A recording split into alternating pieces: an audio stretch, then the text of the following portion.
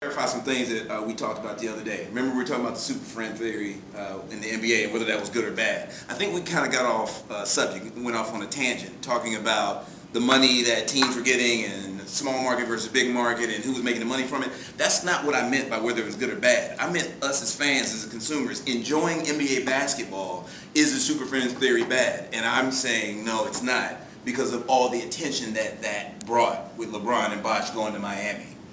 And people wanting to do that now, Carmelo and Amari going to the Knicks and having these teams. And now either through trade or free agency, mostly free agency, we're seeing these people want to get to these markets and dominate with a couple of great all-stars on their team. And I was saying that that was good for the league, and never mind the money part of it that we were worried about. That's what I was saying. These small markets are always going to get trampled on throughout history because nobody really wants to play there.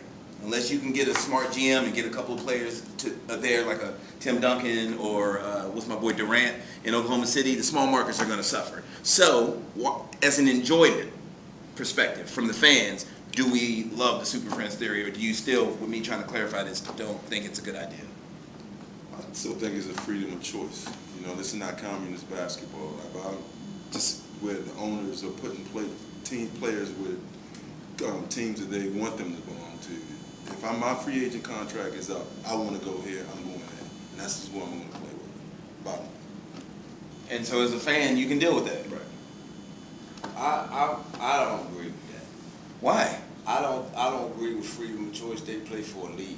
They're not in a democratic league. It's a capitalistic league.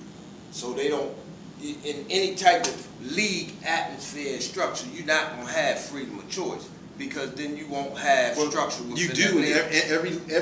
Every sport we have freedom. Free agents have freedom of choice. Yeah, Baseball, basketball, but football, at a soccer. specific time, it's not freedom of choice willy nilly like what Dwight Howard is doing. He's forcing their hand. He's forcing by checking out and playing terribly. And it's not he's you waiting. See that the other day? A lot of these guys are re-signing before their contract is even up. They're not waiting until they get their chance to choose. They say, no, I had a good year last year. I'm signing while I want to restructure while I'm hot. Okay. From a fan's perspective, Super Friends theory. I don't want to see 4 teams that's good. I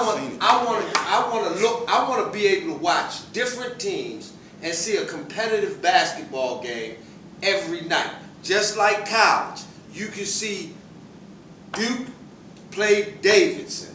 You can see Kansas play Iona, and watch different teams and have a competitive game.